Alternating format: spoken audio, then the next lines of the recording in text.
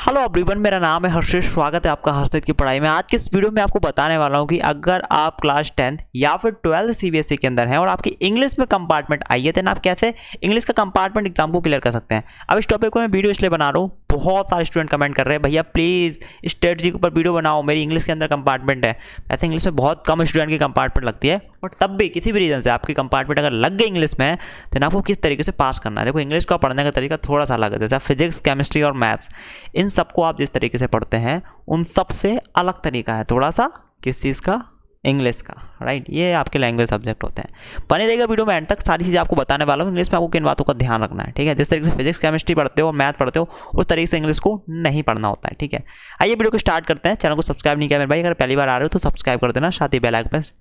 आइए स्टार्ट करते हैं। सबसे यार पहले अपने आप से एक चीज़ पूछो। देखो, मैं ना भाई सच बात बोलता हूँ जो बोलता हूँ, ठीक है। आपकी हेल्प करना चाह रहा है एक्चुअल में। सबसे पहले एक बार दिल पे हाथ रख के बोलो ईमानदारी से, आपकी इंग्लिश में अगर कंपार्टमेंट आई है तो क्यों आई है। जिन बच्चों की आई क्यों आई है, एक बार दिल पे हाथ रख। क्या पूरी साल पढ़ाई नहीं करी थी इसलिए आई थी, ठीक है। अगर ये रीज़न है कि तुमने बिल्कुल भी पढ़ाई नहीं करी थी यार, ठीक है, तो वो चीज़ लिखो, ठीक है। दूसरी चीज़, क्या तुम सही तरीके से एग्ज़ाम में लिख नहीं पाए इसलिए तुम्हारी कंपार्टमेंट आई, ठीक है। या फिर तुम्हारी लिखने की स्पीड स्लो है, इस वजह से तुम्हारी कंपार्टमेंट आई। जो भी रीज़न हो मेरे भाई, एक बार उसको लिखो, ठीक है। जैसे कि मैंने कुछ रीजन्स तो नहीं रखे, बट मैंने जस्ट शो ऑफ के लिए मैंने लिखे हैं रीजन्स, ठीक है। ये कुछ रीजन्स हैं। अभी जितनी भी तुम्हारी मिस्टेक है, जिस चक्कर में तुम्हारी कंपार्टमेंट आई है, वो गलती आपको दोबारा नहीं करनी है। Don't repeat mistakes again. दोबारा मत करो रिपीट वो मिस्टेक्स को।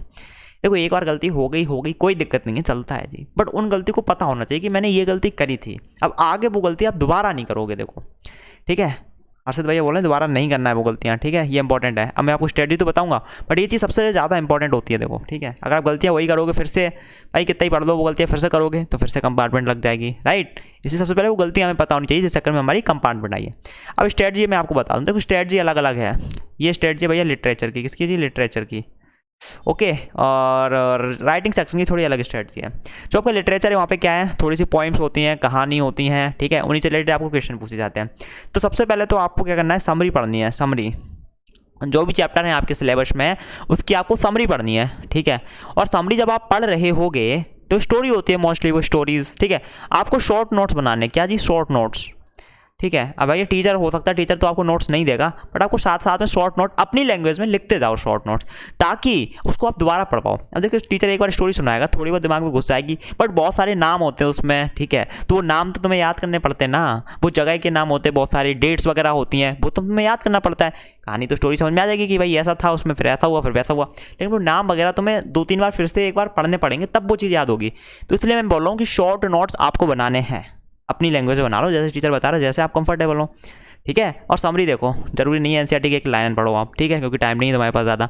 दूसरी चीज़ क्या है, tell stories to friends, parents and, हाँ, ये जो शॉर्ट नोट्स बनाए ना, रिवीजन कर लेना इनका, ठीक है, 1-2 बार कर लेना, ताकि वो चीज़ तुम्हें याद हो जाए, नाम वगैरह, गॉट इट। और ये जो स्टोरी तुमने पढ़ी है, जहाँ भी मौका मिले अपने पेरेंट्स को सुनाओ, या फिर अपनी पेरेंट्स को सुनाओ, फ्रेंड को सुनाओ, या फिर खुद को सुनाओ स्टोरी। जो भी स्टोरी आपने पढ़ी इंग्लिश के अंदर, वो स्टोरी ऐसे तुम्हारे दिमाग में फिट होनी चाहिए कि तुम वो किसी को भी सुना सको, ठीक है। सुनाओगे उससे क्या होगा, तुम्हारे दिमाग में वो चीज़ अच्छे से बैठ जाएगी। मेरे को मेरा दोस्त मिलता है तो मैं उसको स्टोरी सुनाता हूँ, पता आज मैंने ये चैप्टर पढ़ा है, इसमें पता है स्टोरी बड़ी इंटरेस्टिंग है, इसमें एक लड़का था, उसका ऐसा हुआ वैसा हुआ, ओह अच्छा ऐसा हुआ, हाँ ऐसा हुआ बॉस। तो उससे क्या है, वो चीज़ मेरे अच्छे से दिमाग में घुस जाती है। तो जो स्टोरी आपने पढ़ी है, स्टोरी या पोएम, जिसको बता सकते हो बताओ, कोई नहीं मिल रहा, खुद को सुनाओ, ठीक है। बंद कमरे में जाओ, खुद को ही सुनाओ वो चीज़। नेक्स्ट चीज़ क्या है, practice to write whole story in one word. जो भी चैप्टर आप पढ़ते हैं उसकी पूरी जो स्टोरी है, एक बार अच्छे से पढ़ लो, याद कर लो जो भी हो। उसके बाद क्या करो, एक रफ कॉपी लो, जो भी हो, उस पर बिना देखे लिखने की कोशिश करो, अपने शब्द में, रटना नहीं है। देखो, इंग्लिश है भैया, यहाँ पर कुछ भी रटने की कोशिश मत करना मेरे भाई, बस यहाँ चीज़ें समझना है और अपनी लैंग्वेज में लिखना है। आपके अंदर से जो वर्ड्स निकल रहे हैं, जो चीज़ें बोलने का मन कर रहा है अंदर से, बस वो लिखना है, लिखना आना चाहिए इंग्लिश में, ये सबसे इंपॉर्टेंट चीज़ है, ठीक है। तो पूरी स्टोरी ट्राई करना है, एक पेन पेपर लो, उस पर या कॉपी लो, जो जिस पर भी लिखना चाहो, अपने वर्ड्स में पूरी स्टोरी लिखने की कोशिश करो, ठीक है, अपने वर्ड्स में बिना देखे, ठीक है। तो भैया तुम्हारी प्रैक्टिस हो जाएगी लिखने की। तो बोर्ड एग्जाम में भी वही स्टोरी लिखनी होती है तुमको, ठीक है। तो लिख लोगे जी, क्या दिक्कत है, बट लिखना आना चाहिए और अंदर से विचार आने चाहिए कि हाँ मैं ये लिखना है, ये ऐसे लिख सकता हूँ मैं, ठीक है। और थोड़ा बहुत बना के लिख दो, जरूरी थोड़ी नहीं कि वो जो रटा है बुक से वही लिखो, ठीक है। स्टोरी से बहुत सारे मॉरल्स होते हैं, लेसन्स होते हैं, वो लिख दो, क्या दिक्कत है। हाँ, नेक्स्ट क्या है कि जब इतना कुछ कर लो, टाइम मिल रहा है तो practice some question from YouTube channel.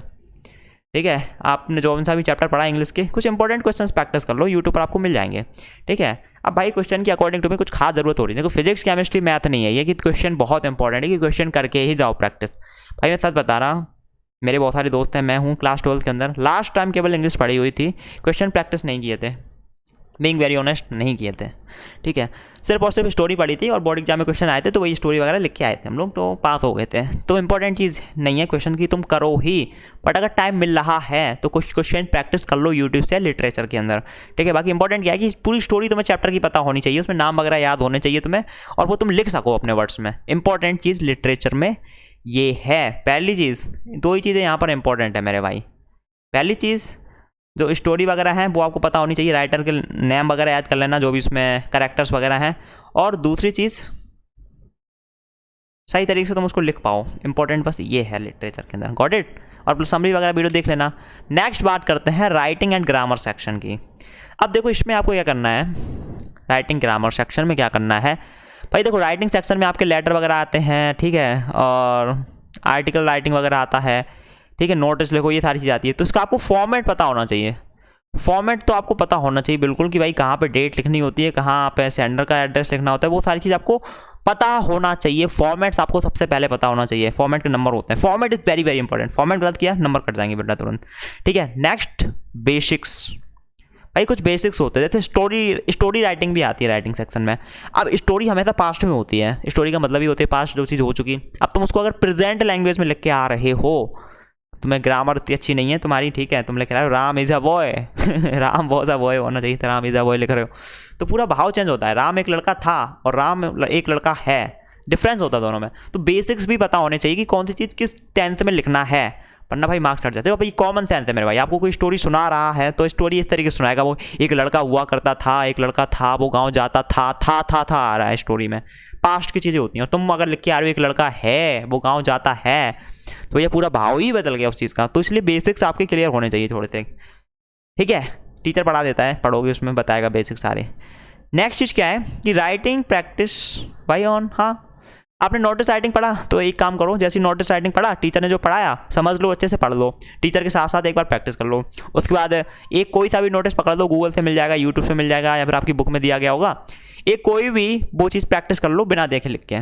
Letter लिखना है कोई दिक्कत नहीं, टीचर से पढ़ लिया एक बार, ख़त्म, आ गया मेरे को समझ में कैसे लेटर लिखा जाता है। एक पेन पेपर लो, रफ कॉपी लो, बिना देखेगा लिखने की प्रैक्टिस कर लो, बस। प्रैक्टिस थोड़ी सी इंपॉर्टेंट होती है, तुम्हें लिखना आना चाहिए, ठीक है। और नेक्स्ट चीज़ क्या है, लर्न सम कॉमन सेंस। हाँ, ये चीज़ मैं इंपॉर्टेंट बता रहा हूँ, बेटर प्रेजेंटेशन। अब जैसे कि कुछ चीज़ ऐसी होती हैं कि मैंने कुछ पढ़ा था लेटर वगैरह, आई वुड लाइक टू से इस तरीके के कुछ सेंटेंसेस होते हैं, कुछ वर्ड्स होते हैं जो कि कॉमन होते हैं, लगभग हर एक चीज़ में यूज़ होते हैं। जैसे आप लेटर पढ़ रहे हो तो लेटर राइटिंग में कुछ ऐसे वर्ड्स होते हैं जो सभी में यूज़ होते हैं, आर्टिकल राइटिंग में कुछ ऐसे वर्ड्स होते हैं जो सभी में यूज़ होते हैं, ठीक है, एक पूरा स्ट्रक्चर होता है। तो वो कुछ चीज़ें हैं वो याद कर लेना तो बेटर रहेगा, ठीक है, तो तुम्हें लिखने में आसानी होगी। अब डियर सर वगैरह चैनल से आप ग्रामर पढ़ोगे, राइटिंग सेक्शन पढ़ लेना, बढ़िया मिल जाएगा आपको वहाँ से, ठीक है। तो वो चीज़ें याद कर लेना, थोड़े से सेंटेंसेस और थोड़े से वर्ड्स, ठीक है, इससे तुम्हें ज़्यादा सोचना नहीं पड़ेगा लिखने के लिए। अब जैसे तुम्हारे पास भैया लेटर राइटिंग आ गया, अब तुम्हें समझ में नहीं आ रहा भाई स्टार्टिंग कहाँ से करूँ, अब थोड़ी और बातें लिखनी है, और बातें कहाँ से लिखूँ, तो वो दिक्कत ना हो उसके लिए क्या है, कुछ बेसिक सेंटेंसेस याद कर लो। स्टार्टिंग याद से करनी है, बीच में ये लिखना है, फिर ये लिखना है, फिर ऐसा कुछ बढ़िया बढ़िया सेंटेंसेस पढ़ लो। प्रेजेंटेशन अच्छे से करोगे, टीचर को लगेगा बंदा प्रोफेशनल है, हाँ पढ़ा है इसने अच्छे से। बात करें अगर ग्रामर की, तो ग्रामर का भी ऐसा कुछ खास वो नहीं है कि तुम्हें करना पड़ेगा। ग्रामर का क्या है, जो भी सिलेबस है उसको पढ़ लो, समझ लो। अंडरस्टैंडिंग यहाँ पे इंपॉर्टेंट है, क्योंकि तुम ग्रामर के अंदर कुछ रट के नहीं जा सकते हो कि ये सेंटेंस पढ़ के जा रहे हैं, यही बोर्ड एग्जाम में पूछा जाएगा। बोर्ड एग्जाम में कुछ भी पूछा जाएगा रैंडमली, गॉट इट। तो ग्रामर समझ लो बस, और बाकी कर ही लोगे तुम। सबसे इंपॉर्टेंट चीज़ यही है कि तुम्हारी प्रेजेंटेशन स्किल अच्छी होनी चाहिए। क्या भैया, प्रेजेंटेशन स्किल सही तरीके से तुम लिख पा रहे हो कि नहीं, ठीक है, ये सबसे ज़्यादा इंपॉर्टेंट है राइटिंग सेक्शन में। और अकॉर्डिंग टू मी जिन भी बच्चों की इंग्लिश में कंपार्टमेंट लगी, आई थिंक मोस्टली वो बंदे सही से लिख नहीं पाए या फिर सही से टाइम मैनेज नहीं कर पाए, इसीलिए इंग्लिश में कंपार्टमेंट आई, अकॉर्डिंग टू मी। बाकी और भी रीज़न हो सकते हैं, किसी ने थोड़ा सा भी पढ़ाई ना हो, वो भी रीज़न हो सकता है, ठीक है।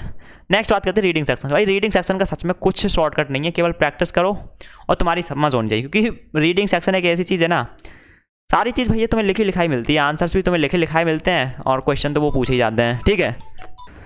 तो यही कहना चाहूँगा, रीडिंग सेक्शन जो है वो एक बार बस यूट्यूब पर देख लेना, थोड़ा सा प्रैक्टिस कर लेना, ठीक है। और रीडिंग सेक्शन में तो सारे आंसर्स वगैरह सब आपको मिल ही जाते हैं वहाँ पे, ठीक है। तो ये थी आज की वीडियो। आई होप आपको समझ में आ गया हो इंग्लिश में आपको किस तरीके से पढ़ाई करनी है। कुछ अभी भी डाउट हो, कुछ भी पूछना हो तो आप नीचे कमेंट कर सकते हैं। एंड 20 वीडियो में इतना ही गाइस, मिलते हैं आपको अगली वीडियो में। Till then take care.